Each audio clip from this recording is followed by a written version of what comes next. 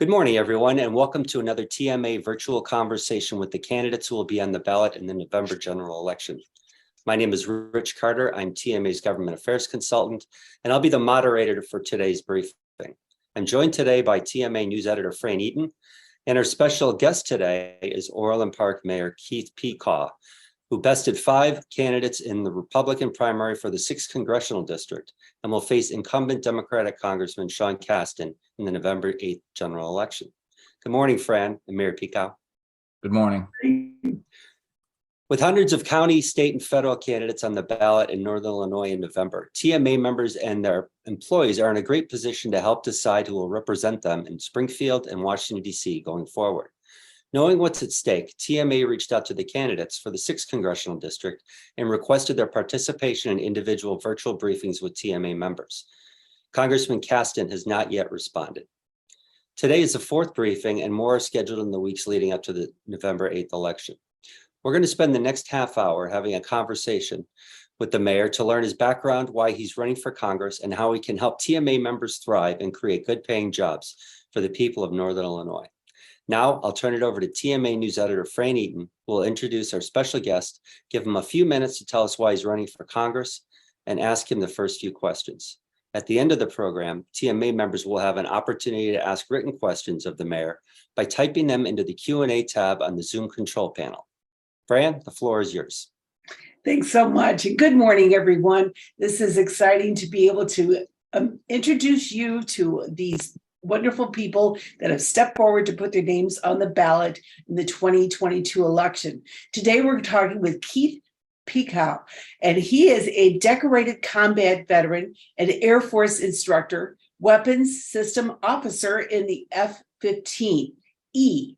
He has over 1,500 hours of flight time, including 45 combat sorties and 150 combat hours over southern Iraq. As a small businessman, Keith knows what it takes to grow jobs. He started Groundskeeper Landscape Care, a full-service landscaping and tree service company, and later co-founded Fahrenheit Consulting, which specializes in helping businesses develop market growth strategies. He is now mayor of Orland Park, Illinois, and is running for U.S. Congress in Illinois' new 6th district, which extends from the southwest suburbs of Chicago up through the western suburbs. Good morning, Mayor, and we're so delighted to have you. We just would like to ask you a little bit to say more about your background and tell us why you decided to run for Congress this year. Thanks, Fran, and thanks for everyone who's joining today or watching later. I was raised here in Orland Park and moved to Arizona, finished my last year of high school there, college, and aerospace engineering undergrad. And then, as Fran pointed out, I went into the Air Force. I was a weapons systems officer and an instructor in the F-15E, was in there for about 9 years. MBA from Duke, took a job back here in Chicago consulting. Consulted for a lot of big businesses and decided to buy a small business, which was a tree service, which I grew into a full service tree and landscape company. And then in 2009, started a consulting company, Fahrenheit Consulting, that actually it focuses on market growth strategies, but half our businesses with niche manufacturing companies, helping them grow their businesses. So familiar with a lot of different manufacturing companies in that regard. Then in 2017, I ran for mayor here in Orland Park. And won. I was down 64-10 in my first poll, won by about 9 points, defeating a Chicago machine incumbent. As mayor, I've gotten to deal with things like, 5 anchor stores in a couple of malls leaving in the same month in February 2018. And we've survived all that and redeveloped most of those areas. And also had to deal with COVID and now the massive inflation that we have. So all of those things, I've had to deal with as mayor. The big issues of the day, and it's manufacturing companies. I think a lot of these overlap, but the big issues with voters are crime, inflation, and the economy. So starting with crime, you take my opponent, his position. He's voted against the fentanyl ban 4 times, voted against the Violence Against Women Act. He voted for sponsored and voted for the Justice Act, which is essentially the safety act at the national level that would have been brought down to all of the states. It didn't pass overall, but he voted for it. Compare that in Orland Park, we've lowered crime to the lowest it's been in 27 years, even in Cook County, 8th safest small city in the US in 2021, lowest violent crime rate for the last 3 years for towns over 50,000 in the state of Illinois. So I know what it takes to help keep people safe and have a demonstrated record on doing so. And obviously, as you probably most of you are aware, I have been at the forefront of trying to get the Safety Act overturned or repealed and at least modified. When it comes to inflation in the economy, which is probably near and dear to your business hearts, my opponent again retweeted Joe Biden's comments two months ago that inflation is zero. He also says we're not in a recession. And he said a little bit of inflation is a good thing. So all of these things, and my position on that is if you can't even acknowledge a problem exists, how do you deal with it? How do you solve it? So my record as a mayor, we've cut spending 14%. We cut $50 million of debt so we could focus on infrastructure. We've been able to double our spending on roads and parks. And, why are roads important? Obviously for businesses, it's really important for your businesses to be able to get stuff to and from your businesses, people to get to and from your businesses. And you don't want to be bouncing all around as you're doing that. So it's important to have to do that. Also on the economic front, we did the most important thing during COVID. We kept our businesses open. We let our businesses make their decisions. I can't possibly know what every business needed during COVID and what their protocols should be. We tried to give them the best information available. We compiled that, gave that to them, and let them make their own decisions with their customers and those that visit their businesses. And that seems to have worked. We did very well through COVID. We opened 600 businesses since I've been mayor over that, and a bunch through COVID. We just opened a bunch more, or we're opening a bunch more that we just approved in the our last board meeting. And so I have a pretty good understanding of how to help grow the economy. And one of those things is to keep taxes low and stop spending like we do. And as far as why I'm running for Congress, not my lifelong goal to be a mayor or to be a congressman. In fact, I said no to this many times before I finally said yes. And it was really because I had the best opportunity to win and to take the seat back. It's a seat we should win and we should take back. But what I've seen going on in Washington is just unacceptable. It's amazing how Democratic and Republican mayors get along. And it's because we have the same goals. We want to provide services for our residents. We want to lower taxes. We want to keep people safe. We want to grow our economy. And because we have the same goals, the solutions are usually pretty obvious and we agree on them. What gets in the way of that is politics. And that's what we see in Washington, D.C. We need people there that want to solve the problems. And we don't have that currently. So that's why I'm running. With that, I'd be happy to open it up to questions. Thank you very much. And I just to note, I believe that you have visited at least two of our members, TMA members, over the past few months. And I know that they've been delighted with your visits. So thank you so much. We're going to talk, first of all, about trade. And that's big on our members' minds. Manufacturers of all sizes compete in a global economy. And the U.S. manufacturing, we're just concerned about what it will take to keep our competition up with other countries. And there's so many issues on the trade part of it that really causes big problems for us. What is your position on trade? Are you for tariffs? Are you against them? Your whole idea of what you would do if you got to Congress. So I guess I would say at my core belief is I believe in free trade, but it has to be fair, which it's not. And that's the issue. So we have to make sure that trade is fair. We also have to make sure, we have to recognize the fact that we have strategic needs in the country. And we need to have a presence in pretty much every sector. We can't turn a sector over to China like we have. So we have to make sure that we have manufacturing in every sector because American manufacturing is critical. We can't turn that all over to our enemies because, let's face it, there's still the potential that there's a problem in the future and we have to have the ability to produce here. So we have to make sure, we have to balance our efforts to have free trade everywhere with making sure that we have our core industries, which is just about everyone, that we have a presence here in the U.S. And we have to support our American manufacturers. And one of the best ways I think that we can support American manufacturing is to really support our American energy independence and really support our energy sector. And we need to be in everything. We're going to need more energy in 10 years than we have today. I think everybody would agree with that. So why are we taking things off the table, especially things that are proven technologies today that keep the cost down? And as you all know, it doesn't mean that we necessarily have to do the drilling, but the fact that our companies can do the drilling, that they do have the permits, will keep the rest of the global market keeping the price down to keep those costs down. And that keeps costs down for our own manufacturing. We know we pay higher labor costs, but we have cheaper energy costs, and we have a much more reliable grid, and we're less subject to supply chain interruptions. So those are the things that will help bring manufacturing naturally back to the U.S. on a competitive basis, and keep them out of China, and also keep them from wanting to go over to other countries. So I think that's a pretty important tool in our toolkit that we don't use. I think the other thing we have to address immigration, and I think there may be some questions coming up on that. But first and foremost, we have to control our borders, and we have to control the visas that are coming in. We cannot allow an inflow that we don't know about, an illegal inflow. You have to stop that first. Once you stop that, then you can address the immigration that's here. And we also have to change our immigration policies and make them focused on American strategic needs, not on families and humanitarian. Now, humanitarian is always going to be an important part of America. That's part of our fabric. But our core of our immigration policy needs to be American strategic interests, which means qualified labor for our workforce.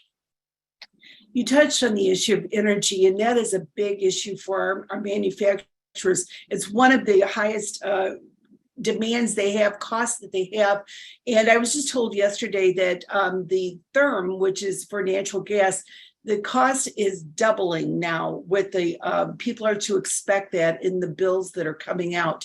And I was just wondering, what are your thoughts on how to keep just kind of develop that idea a little bit more on energy? How do we have manufacturers and help them have affordable energy as this transition is taking place in the state of Illinois towards renewable energy? What are your thoughts on how to manage that for manufacturers best?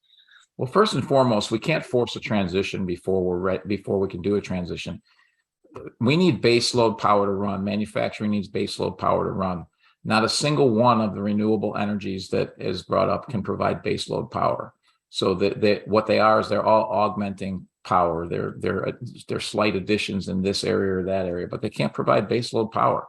And so if we're really worried about clean energy, we've got to focus on nuclear as well. So we should be doing all in. I talked to someone last night actually that said he's put in 2 coal plants that can actually separate all of the gases so that the gases don't go into the atmosphere. So we have the ability to burn coal cleanly. Why aren't we doing that when we have abundant capability? We have 400 years of worldwide coal supply, of worldwide energy supply in coal just in the U.S. So we have to unleash our American ingenuity.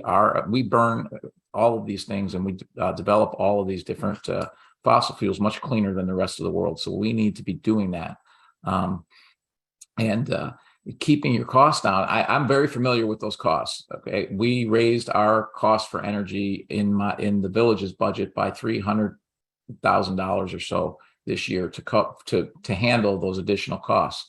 Well, we're $700,000 over that, and that's real money. That's 3 parks. That's 15 to 20% of our annual road program. That's real money. You guys deal with the same thing in your businesses. Your energy costs go up, and you either have to pass on via price, which a lot of your customers can't afford, or they may not want to buy anymore, depending on what you're manufacturing, or you have to figure out ways to eat that. You either have to find savings somewhere else that then don't go to the bottom line. It just helps cover those costs, or you end up making less profit.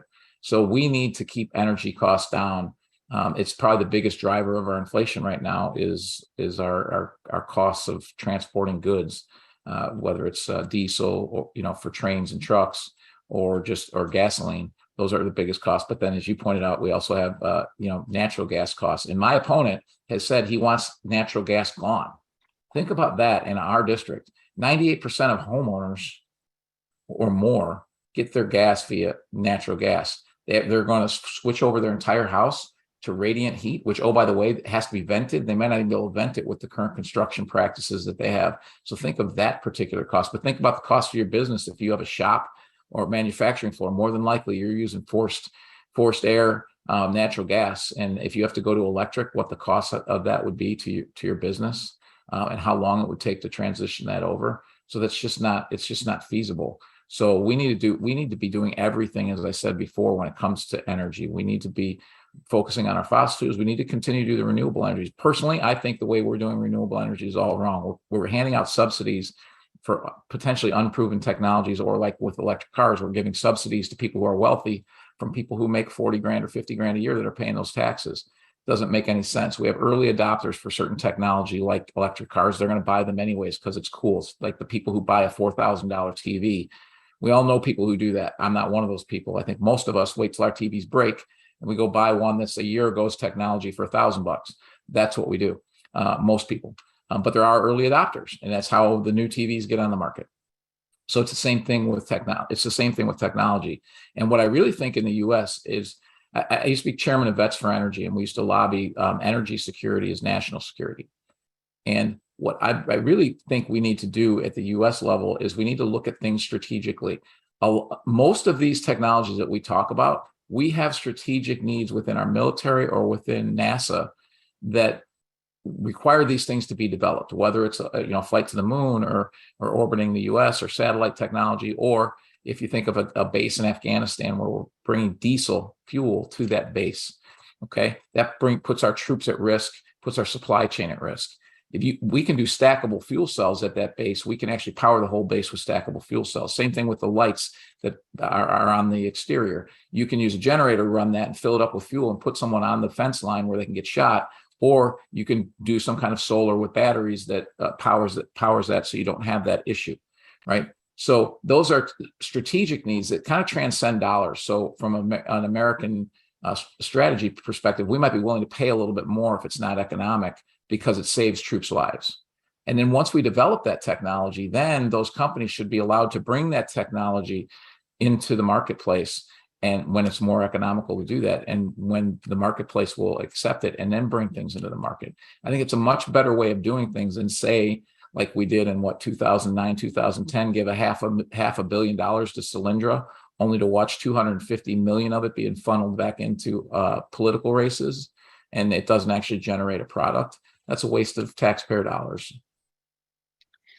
Okay, well, we're going to go ahead with the idea of what the pain points are for manufacturers. And one of them is the idea that there's talk that they're going to be ending the 2017 tax policy that was set up, and that benefited businesses like our members have.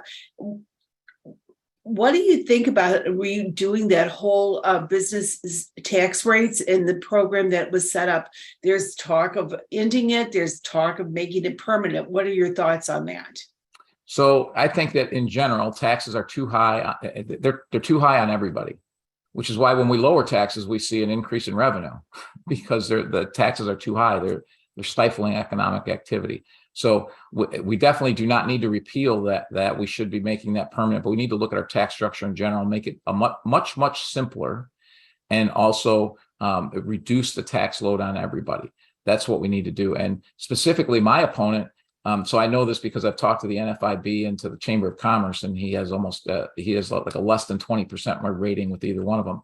He's personally on one of those committees, and he specifically said he wants to strip out the 199A deductions because it favors large corporations. We all know what that does. It's for small businesses. And so he's attacking small businesses because he's anti-business. So all of those things need to be kept in place, but we also need to really look at our entire tax structure, make it a lot simpler for all of us.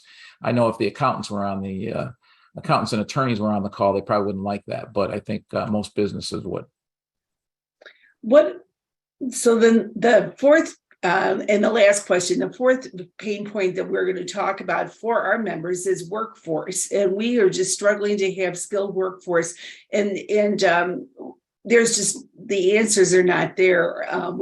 We have theories, but the practice is not there. How important do you think it is to encourage workforce training that benefits the manufacturing industry? And do you support any specific workforce training proposals that are out there? And you may want to go into the idea of the immigration issue with that as well. I don't know of any proposals that are out there, but I do know TMA does a lot of workforce training. And I know that that's critical. It's critical for your members. It's critical that we do that because not everyone should go to college, and this push for every kid to go to college is not a good one. And there's a lot of good jobs to be had out there. So I think there's a lot of layers to this onion when it comes to labor. One is, as we talked about, immigration. Our immigration policy needs to be focused on our labor needs, not on family and humanitarian needs. It needs to be first and foremost labor needs, and then if there's a humanitarian element, that's fine. But we have to control our borders first before we do that. You also have the issue, obviously, of making kids realize that there's opportunities outside of college, and so that if college isn't the right solution for them, that there are other fantastic career opportunities where they can make an outstanding wage and make a very good living and have a very good career in manufacturing. So I think that's important. I think a lot of I was required in school to take shop and I went to college aerospace engineering degree, but I was required to take shop and home ec and all of those kinds of classes, right? And the girls were required to do the same thing. Everyone was required to take those classes. So we got exposed to those things. And I know a lot of people who became mechanics or became machinists and those types of things because of their interest in those skill sets. And that's not just manufacturing, that's our trades as well. They suffer from the same problem. So those things are critical. And then the last thing you do, you can't do as a government like we did during COVID. You can't pay people $600 a week to sit at home. And when you do that, they get used to sitting at home and being on the public aid. And then when that dries up, they just find another public aid program to go on because they found a new way to live. The public aid and some cash jobs on the side. And government can't encourage people to not work.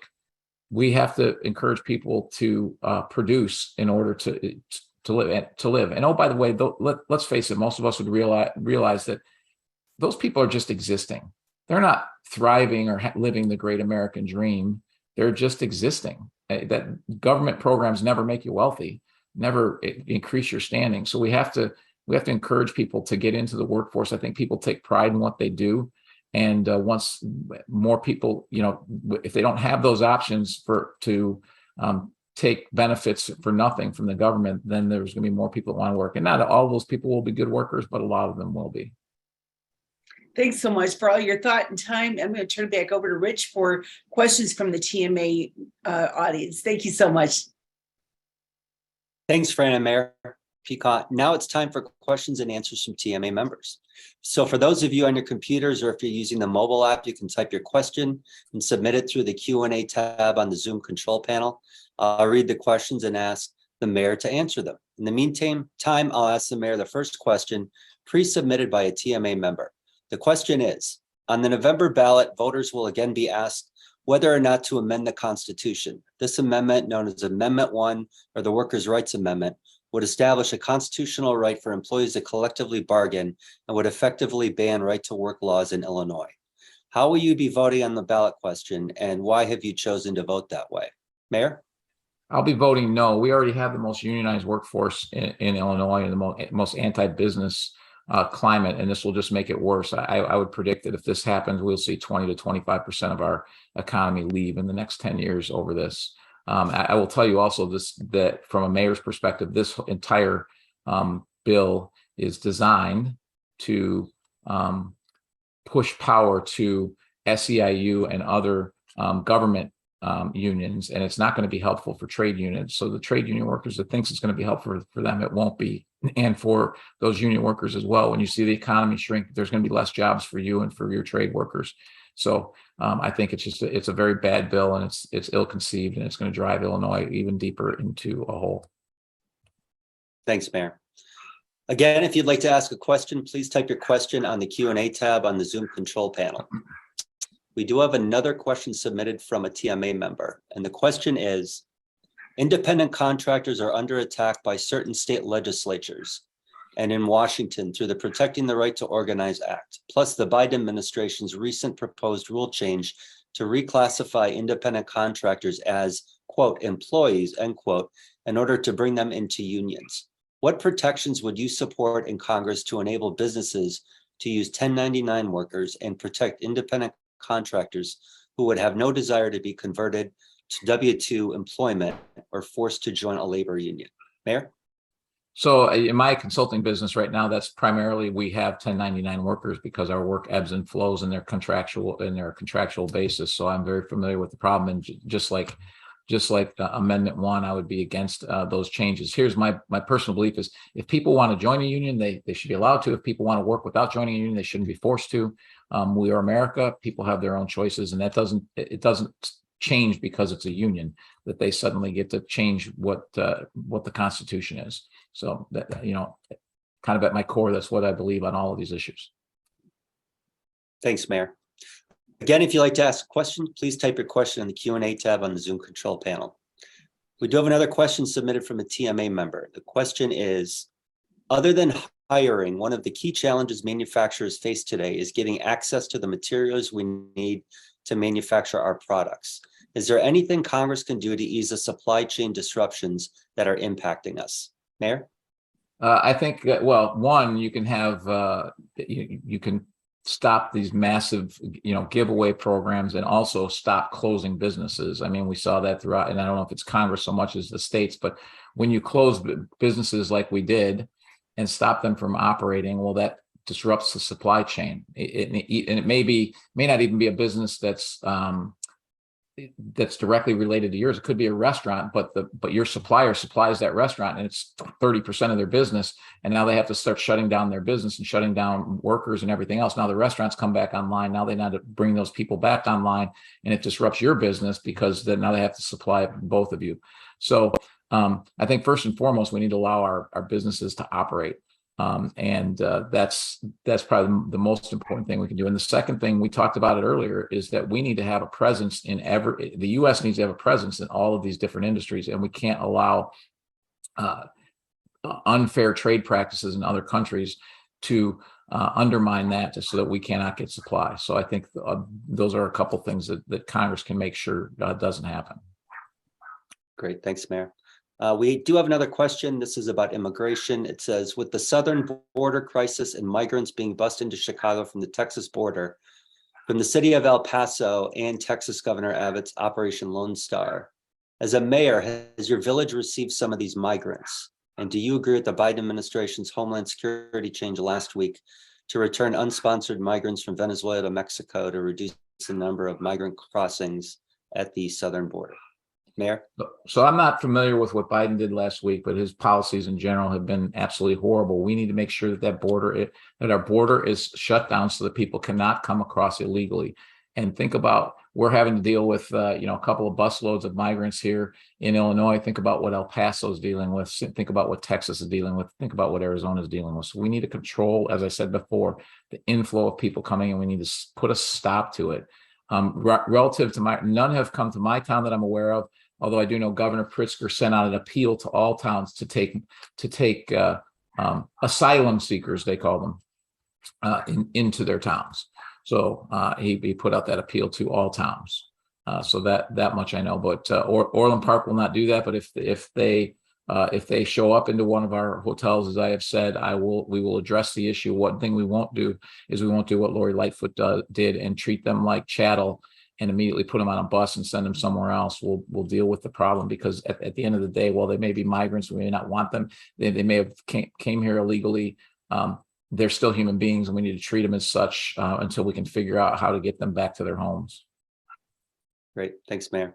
We do have one final question before we wrap it up, and that question is, what are your ideas to help reduce healthcare costs for employers and their workers? Mayor? So one of the things with healthcare is government's gotten so involved in healthcare, it's massively increased the costs. I know. So in the village of Orland Park, 20% of our overall healthcare costs, and we're self-insured like maybe some of you are, 20% of our overall costs are 110 prescriptions out of 5,000 prescriptions. That's 20% of our overall of all of our healthcare costs. So we have to do something to handle the prescription drugs, how long it takes them to get to market, how long they're able to keep them on the market, when generics can come on. So, and also, can we allow overseas competition for some of those products? And you think about that, the overseas, and this kind of breaks into the fair trade and free trade. My granddaughter was coming to visit. She was diagnosed with an infection, a sinus infection, and needed antibiotics. In New Bern, North Carolina, there's 9 pharmacies. They could not find childhood antibiotics anywhere in 9 pharmacies in the United States of America, in North Carolina. That's just unacceptable. So, one of the things that we did way back before any of us were running businesses, for sure, in World War II, is we put in wage freezes, which then employers started offering healthcare benefits in order to keep employees. That's how they started competing on it. So what we've done is we've put the employer and insurance companies between patients and their doctors. And the more layers you put on that, the less efficient it gets. The most efficient it gets is when a patient deals with the doctor. I use the example of eye care and eye surgery. Eye surgery is not covered by insurance. So eye surgery started off with cutting your eye, and now it's laser. It's much, much better. It's way cheaper than it used to be. It used to be, $5,000-6,000 an eye. Last time, it's been a while, but it's about $1,000 an eye now, and it's much better. And what's the common denominator? No insurance company, doctor, patient, and more people are in it. It's better. It's improved, and it's again the marketplace working. So we need to get back to a freer market. Allow insurance over state lines, all of those things. But the other thing is the healthcare market is huge. It's the biggest sector of our economy. And you can't eat an elephant in one bite. You got to eat it one bite at a time. So we've got to take one small piece and one small improvement at a time, rather than trying to take some huge, massive thing to address the whole issue at once, because that'll never work. Thanks, Mayor. Unfortunately, we've run out of time. Mayor Pekau, do you have any closing thoughts for TMA members? No, I guess what I would say is I think that what we need in Washington is we need people with a broader base of experience, not people who've spent their life in politics. And I think my experience as an Air Force officer, as a business consultant, as a small business owner, and a mayor makes me uniquely qualified to go to Washington and put people over politics in Washington, D.C., just like I have as the mayor of Orland Park.